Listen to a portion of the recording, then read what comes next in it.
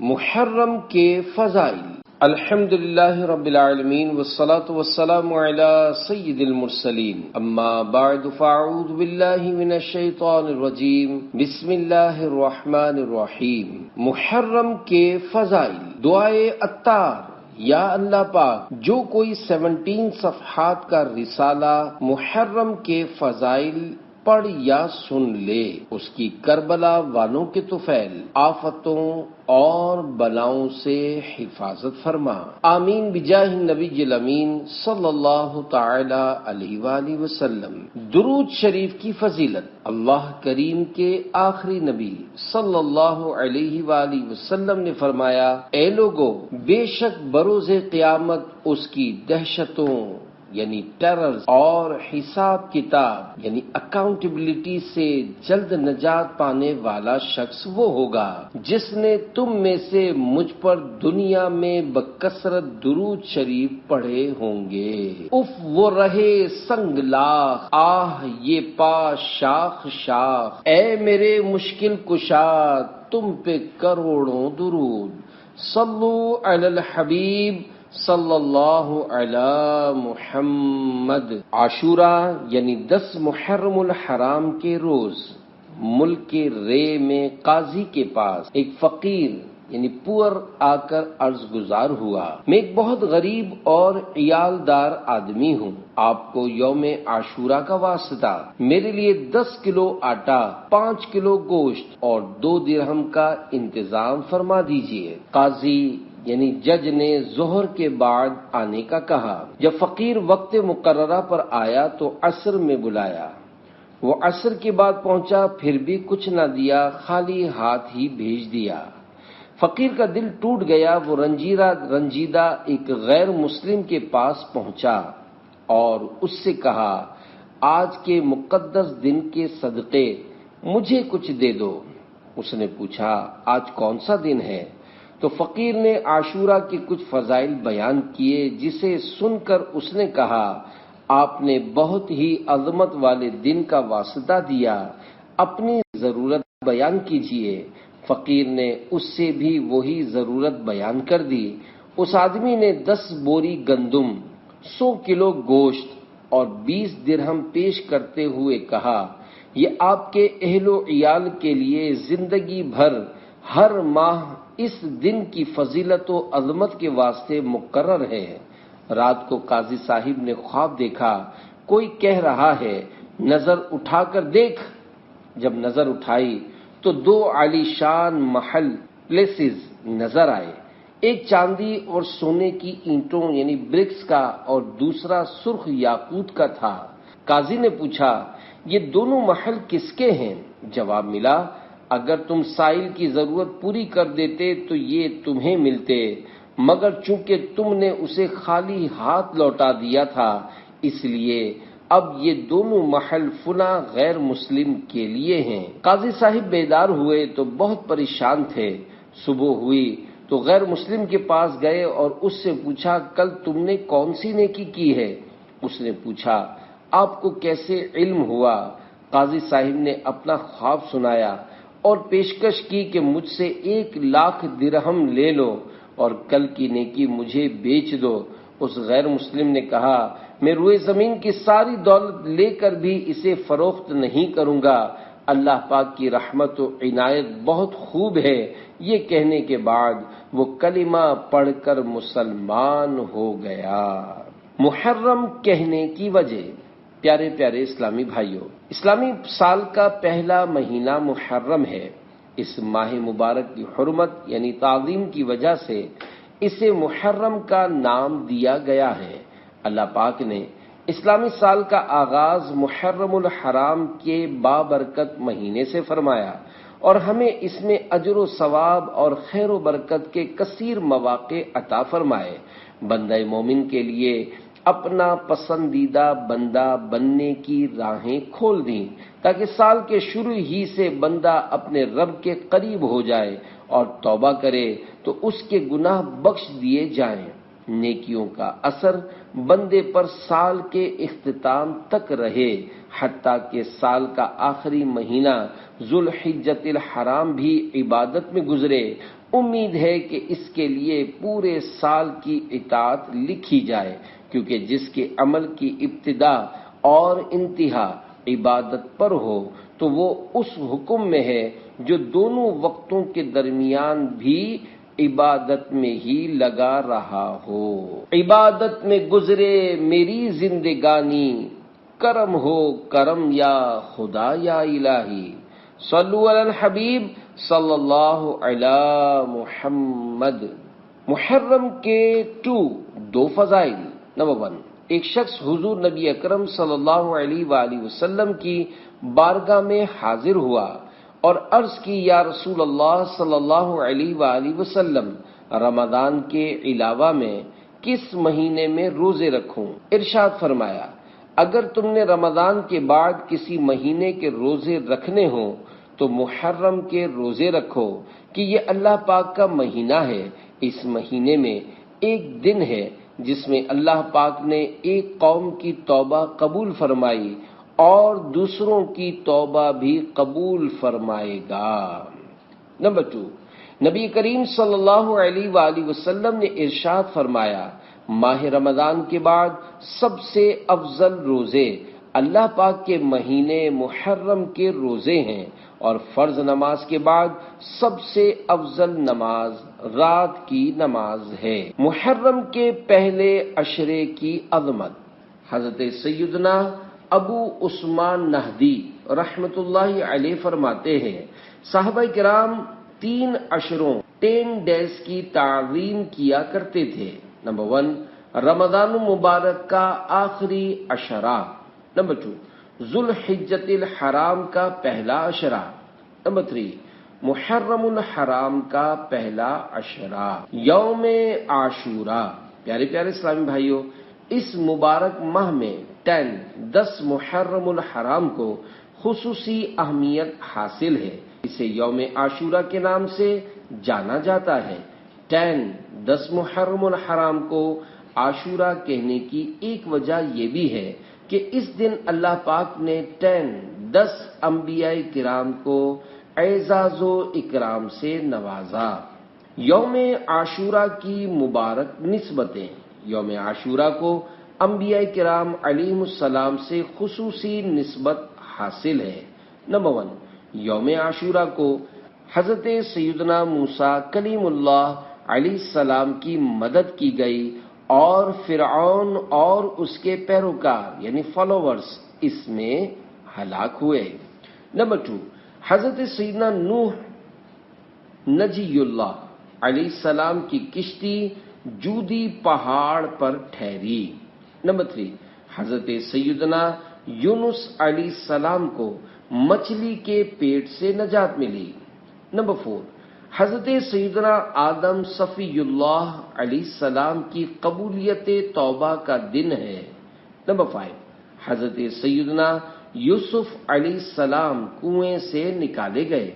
Number 6، اسی دن حضرت سیدنا عیسیٰ روح اللہ علیہ السلام کی ولادت ہوئی اور اسی دن آپ علیہ السلام کو آسمان پر اٹھایا گیا۔ نمبر 7، عاشوراء کے دن ہی حضرت سیدنا داؤد علیہ السلام کی توبہ قبول ہوئی۔ نمبر 8، حضرت سیدنا ابراہیم خلیل اللہ علیہ السلام کی اسی دن ولادت ہوئی۔ نمبر 9، حضرت سیدنا یعقوب علیہ السلام کی بینائی کی کمزوری اسی دن دور ہوئی۔ نمبر 10، حضرت سیدنا ادریس علیہ السلام کو آسمان پر اٹھایا گیا۔ نمبر 11، اسی روز اللہ پاک نے حضرت سیدنا ایوب علیہ السلام کی آزمائش دور فرمائی۔ نمبر 12، یوم عاشوراء کو ہی حضرت سیدنا سلیمان علیہ السلام کو بادشاہت عطا ہوئی۔ عید کا دن، یہ دن بنی اسرائیل کی عید کا دن تھا۔ روایت ہے کہ حضرت سیدنا موسیٰ کلیم اللہ علیہ السلام عاشوراء کے دن کتان کے کپڑے پہنتے اور اسمت سرما لگایا کرتے تھے۔ عہد رسالت اور یوم عاشورہ۔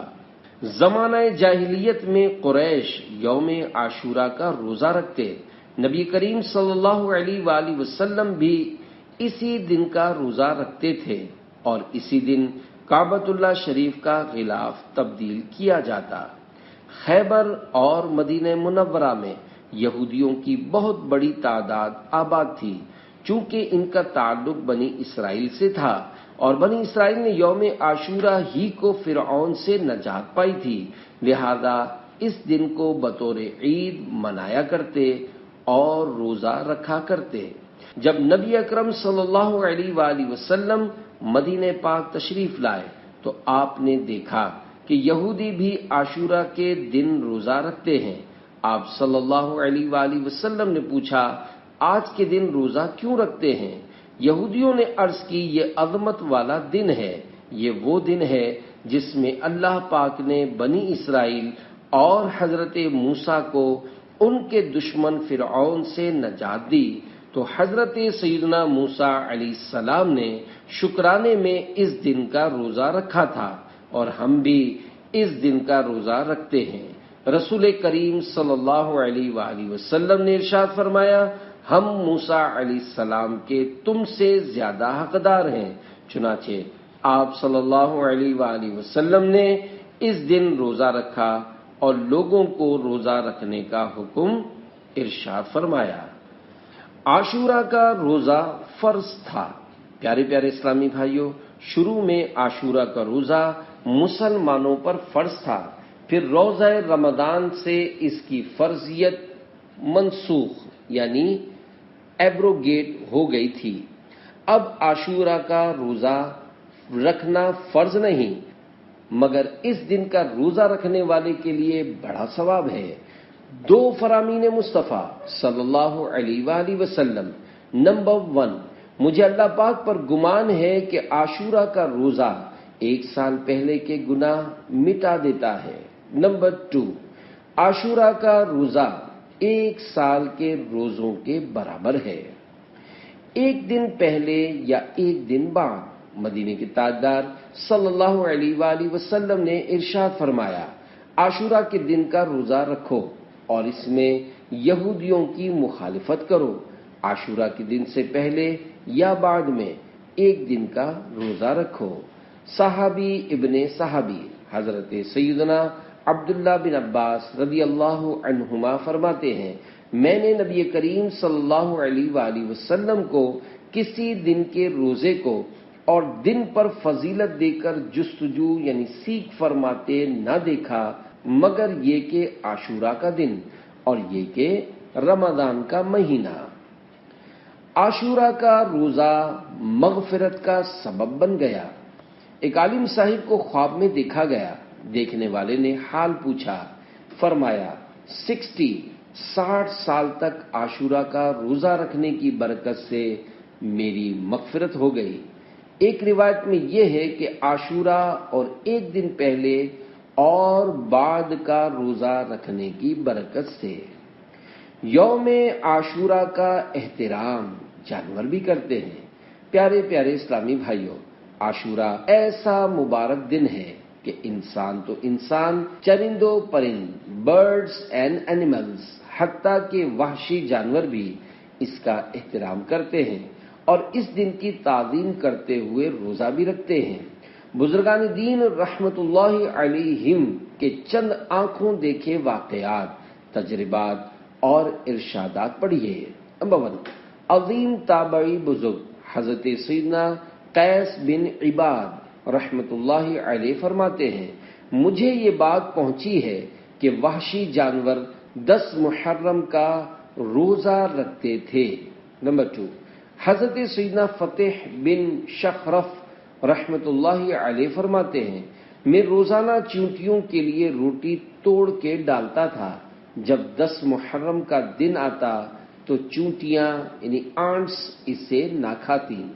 نمبر 3، حضرت ابو الحسن علی بن عمر قزوینی رحمت اللہ علیہ فرماتے ہیں، 10 محرم کو چونٹیاں بھی روزہ رکھتی ہیں۔ نمبر 4، عباسی خلیفہ القادر باللہ کے ساتھ بھی یہی معاملہ پیش آیا تو اسے بہت حیرت ہوئی۔ اس نے حضرت سیدنا ابو الحسن قزوینی رحمت اللہ علیہ سے اس بارے میں پوچھا تو انہوں نے فرمایا 10 محرم کے دن چونٹیاں روزہ رکھتی ہیں۔ نمبر 5، حضرت علامہ ابن ناصر الدین دمشقی رحمت اللہ علیہ وفات 842 سنہ ہجری لکھتے ہیں 10 محرم الحرام کو ایک شخص گاؤں آیا، لوگ اس وقت جانور ذبح کر رہے تھے۔ اس نے وجہ پوچھی تو گاؤں والوں نے بتایا آج وحشی جانور یعنی بیٹس روزے سے ہیں، ہمارے ساتھ چلو ہم تمہیں دکھاتے ہیں۔ انہوں نے اس آدمی کو ایک باغ میں لے جا کر کھڑا کر دیا۔ اس کا بیان ہے عصر کے بعد ہر طرف سے وحشی جانور آنے لگے اور باغ کو گھیر لیا۔ ان کے سر آسمان کی طرف اٹھے ہوئے تھے، کسی ایک نے بھی اس گوشت میں سے کچھ نہیں کھایا۔ جو ہی سورج غروب ہوا وہ وحشی جانور گوشت پر ٹوٹ پڑے اور جلدی سے سب کچھ کھا گئے۔ صلو علی الحبیب صلی اللہ علی محمد۔ چاند کی پہلی رات کی دعا، ہو سکے تو ہر ماہ چاند کی پہلی رات یہ دعا پڑھ لیجئے، کیونکہ جب حضور صلی اللہ علیہ وآلہ وسلم چاند دیکھتے تو یہ دعا پڑھتے تھے۔ اللہم اہللہ علینا بالیمن والایمان والسلامت والاسلام ربی وربک اللہ۔ ترجمہ، اے اللہ پاک اس چاند کو ہم پر برکت، ایمان، سلامتی اور اسلام کے ساتھ طلوع فرما، میرا اور تیرا رب اللہ ہے۔ نئے سال و مہینے کی دعا، حضرت سیدنا عبداللہ بن حشام رضی اللہ عنہ فرماتے ہیں نئے سال یا مہینے کی آمد پر صحابہ کرام علیہم رضوان ایک دوسرے کو یہ دعا سکھاتے تھے۔ اللہم ادخلہ علینا بالامن والایمان والسلامت والاسلام ورضوان من الرحمن وجواز من الشیطان۔ ترجمہ، اے اللہ پاک اس کو ہمارے لیے امن و ایمان، سلامتی و اسلام اور اپنی رضا مندی والا اور شیطان سے بچانے والا بنا، تمام تکلیفوں اور آفتوں سے حفاظت۔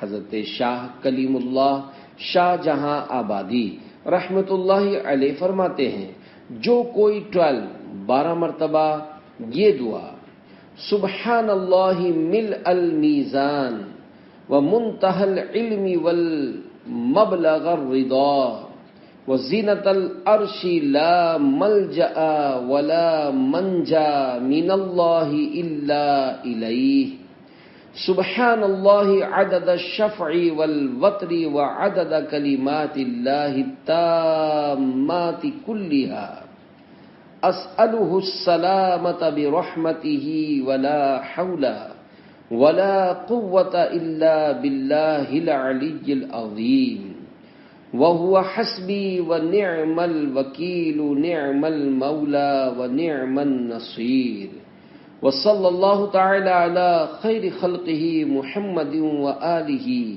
واصحابہ اجمعین۔ پڑھ کر پانی پر دم کر کے پی لے، تمام تکلیفوں اور آفتوں یعنی کلیمٹیز سے اللہ پاک کی حفاظت میں رہے گا۔ ترجمہ، میزان کے بھرنے، علم کے منتہا، مبلغ رضا اور عرش کے وزن کے برابر اللہ کی پاکی ہے۔ پناہ گاہ اور مقام، نجات اللہ ہی کی طرف سے ہے۔ ہر جفت و طاق اور اللہ پاک کے تمام کامل کلمات کے برابر اس کی پاکی ہے۔ میں اللہ پاک سے سلامتی اور رحمت کا سوال کرتا ہوں، اور گناہ سے بچنے کی قوت اور نیکی کرنے کی طاقت اللہ ہی کی طرف سے ہے، اور اللہ کافی ہے، اور کیا ہی اچھا کار ساز ہے، اور کیا ہی اچھا والی، اور کیا ہی اچھا مددگار ہے۔ اللہ پاک کی رحمت ہو اپنی مخلوق میں سب سے بہتر محمد صلی اللہ علیہ وآلہ وسلم پر، ان کی آل پر، اور تمام صحابہ کرام علیہم رضوان پر۔ یوم فاروق اعظم یوں منائیے۔ فرسٹ محرم الحرام جنتی صحابی امیر المومنین حضرت سیدنا عمر فاروق اعظم رضی اللہ عنہ کی شہادت کا دن ہے۔ اس دن آپ رضی اللہ عنہ کے لیے ایصال ثواب کا اہتمام کیجیے۔ نیز امیر اہل سنت حضرت مولانا محمد الیاس قادری دامت برکاتہ عالیہ کے رسالے کرامات فاروق اعظم کا مطالعہ کیجیے۔ اگر آپ حضرات سیدنا فاروق اعظم رضی اللہ عنہ کی سیرت تفصیل سے پڑھنا چاہتے ہیں تو مکتبۃ المدینہ کی 1720 صفحات پر مشتمل کتاب فیضان فاروق اعظم حاصل کیجیے۔ دعوت اسلامی کی ویب سائٹ www.dawatislami.net سے اس کتاب کو پڑھا جا سکتا ہے، ڈاؤن لوڈ اور پرنٹ آؤٹ بھی کیا جا سکتا ہے۔ شب عاشوراء میں غسل کیجیے۔ عاشوراء یعنی 10 محرم کی رات آئے تو غسل کیجیے، کیونکہ اس رات آب زمزم تمام پانیوں میں شامل کر دیا جاتا ہے، اور اس رات غسل کرنے سے پورا سال بیماریوں سے حفاظت رہتی ہے۔ یوم عاشوراء کے اعمال۔ حضرت سیدنا امام عبد الرحمن بن علی جوزی رحمت اللہ علیہ فرماتے ہیں، 10 محرم بہت عظمت والا دن ہے، لہذا مناسب ہے کہ جس قدر ممکن ہو اچھے کام کیے جائیں۔ بھلائیوں کے ان موسموں کو غنیمت جانو اور غفلت ہیٹ لیسنس سے بچو، چنانچہ یہ نیک کام کیجیے۔ نمبر 1، یوم عاشوراء کا روزہ رکھیے، اور اس کے ساتھ 9 یا 11 محرم الحرام کا روزہ بھی ملا لیجیے۔ نمبر 2، حضرت سیدنا علی المرتضیٰ رضی اللہ عنہ کا فرمان ہے، عاشوراء کے دن جو 1000 مرتبہ سورہ اخلاص پڑھے تو اس کی طرف رحمان یعنی اللہ پاک نظر فرمائے گا، اور جس کی طرف رحمان نظر فرمائے اسے کبھی عذاب نہیں دے گا۔ نمبر 3، یوم عاشوراء ہی کو حضرت سیدنا آدم علیہ السلام کی توبہ قبول ہوئی، لہذا اس دن توبہ و استغفار کیجیے اور بارگاہ الہی سے توبہ پر قائم رہنے کی دعا مانگیے۔ نمبر 4، یوم عاشوراء کو بالخصوص اسمد سرما لگائیے، اس کی برکت سے آنکھیں نہیں دکھیں گی۔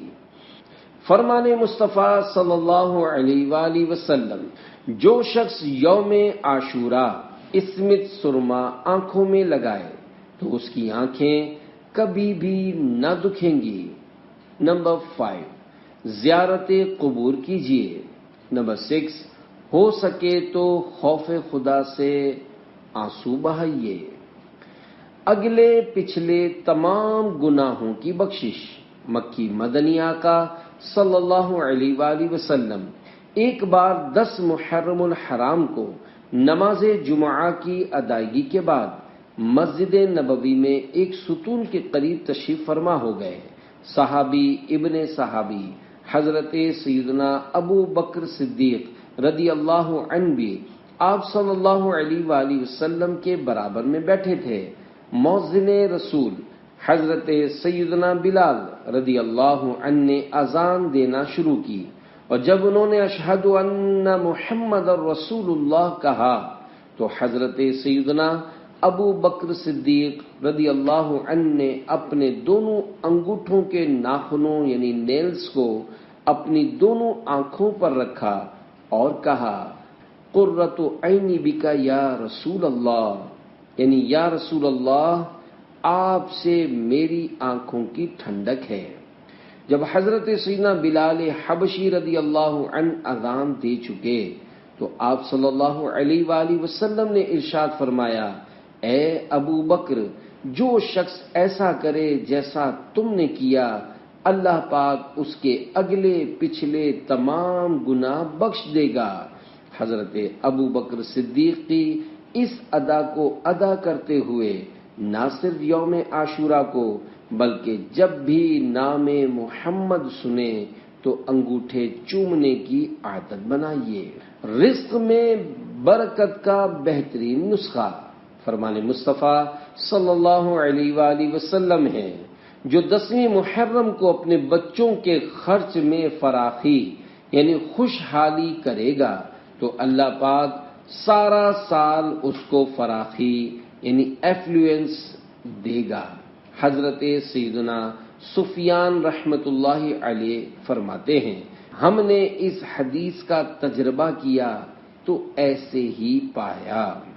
حکیم الامت مفتی احمد یار خان نعیمی رحمت اللہ علیہ اس حدیث پاک کے تحت فرماتے ہیں، محرم کی 10ویں تاریخ کو اپنے بال بچوں، نوکر خادموں، فقراء مساکین کے لیے مختلف قسم کے کھانے تیار کرے تو انشاءاللہ سال بھر تک ان کھانوں میں برکت ہوگی۔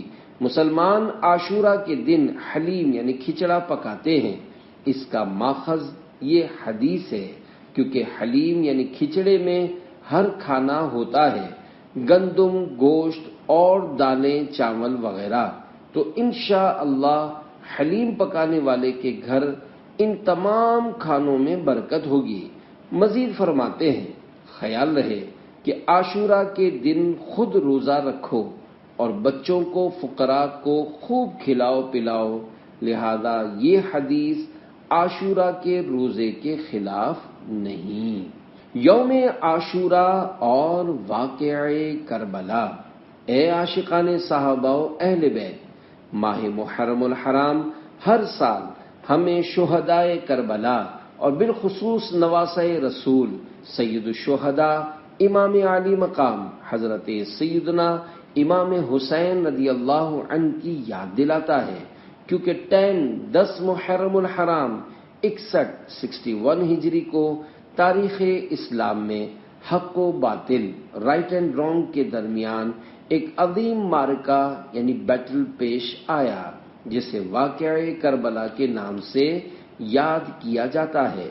اس میں شہدائے کربلا رضی اللہ عنہم کے استقامت بھرے انداز نے تمام اہل حق و باطل کے سامنے ڈٹ جانے اور ضرورت پڑنے پر دین اسلام کی خاطر جان کا نذرانہ پیش کرنے کا عظیم الشان سبق دیا۔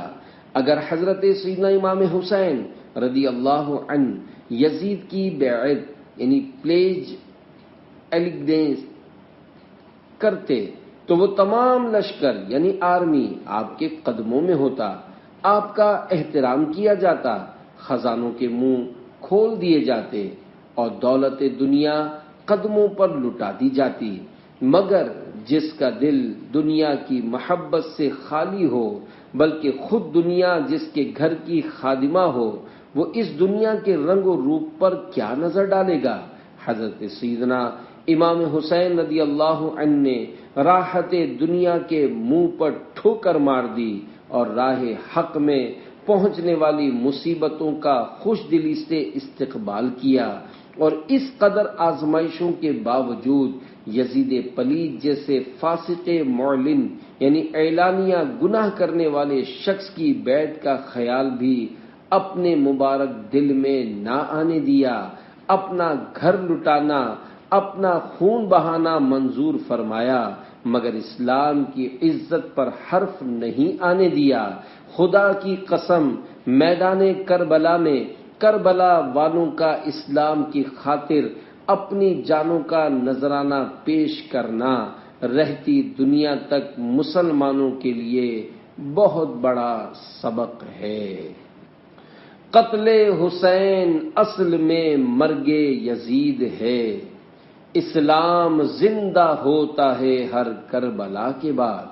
کاش ہم بھی اہل بیت اطہار کی محبت و الفت کو دل میں بساتے ہوئے ان کی مبارک سیرت پر عمل کر کے دنیا و آخرت کو روشن بنائیں اور اللہ پاک کی رضا و خوشنودی حاصل کریں۔ گھر لٹانا جان دینا کوئی تجھ سے سیکھ جائے، جان عالم ہو فدا اے خاندان اہل بیت، دولت دیدار پائی پاک جانیں بیچ کر، کربلا میں خوب ہی چمکی دکانیں اہل بیت۔ آئینہ قیامت۔ برادر اعلی حضرت مولانا حسن رضا خان رحمت اللہ علیہ نے واقعہ کربلا سے متعلق ایک کتاب بنام آئینہ قیامت تحریر فرمائی ہے۔ اس کتاب کے بارے میں اعلی حضرت امام احمد رضا خان رحمت اللہ علیہ فرماتے ہیں، مولانا شاہ عبد العزیز صاحب کی کتاب جو عربی میں ہے وہ یا حسن میاں مرحوم میرے بھائی کی کتاب آئینہ قیامت میں صحیح روایات ہیں، انہیں سننا چاہیے۔ باقی غلط روایات کے پڑھنے سے نہ پڑھنا اور نہ سننا بہت بہتر ہے۔ نیاز کس چیز پر دلوائیں؟ حضرت مفتی محمد امجد علی اعظمی رحمت اللہ علیہ فرماتے ہیں، ماہ محرم میں 10 دنوں تک خصوصاً 10ویں کو حضرت سیدنا امام حسین رضی اللہ عنہ و دیگر شہدائے کربلا کو ایصال ثواب کرتے ہیں۔ کوئی شربت پر فاتحہ دلاتا ہے، کوئی شیر برنج یعنی چاولوں کی کھیر پر، کوئی مٹھائی پر، کوئی روٹی گوشت پر، جس پر چاہو فاتحہ دلاؤ، جائز ہے۔ ان کو جس طرح ایصال ثواب کرو مندوب یعنی گڈ ایکٹ ہے۔ بعض جاہلوں میں مشہور ہے کہ محرم میں سوائے شہدائے کربلا کے دوسروں کی فاتحہ نہ دلائی جائے۔ ان کا یہ خیال غلط ہے۔ جس طرح دوسرے دنوں میں سب کی فاتحہ ہو سکتی ہے، ان دنوں میں بھی ہو سکتی ہے۔ اعلی حضرت رحمت اللہ علیہ فرماتے ہیں، شیرنی یعنی سویٹس وغیرہ پر حضرات شہدائے کرام کی نیاز دینا بے شک باعث اجر و برکات ہے اور عشرہ محرم شریف اس کے لیے زیادہ مناسب۔ شاہ عبد العزیز دہلوی رحمت اللہ علیہ کا معمول۔ حضرت شاہ عبد العزیز محدث دہلوی رحمت اللہ علیہ کے گھر سال میں 2 محافل ہوا کرتی تھیں۔ نمبر 1 محفل میلاد، نمبر 2 محفل شہادت امام حسین رضی اللہ عنہ۔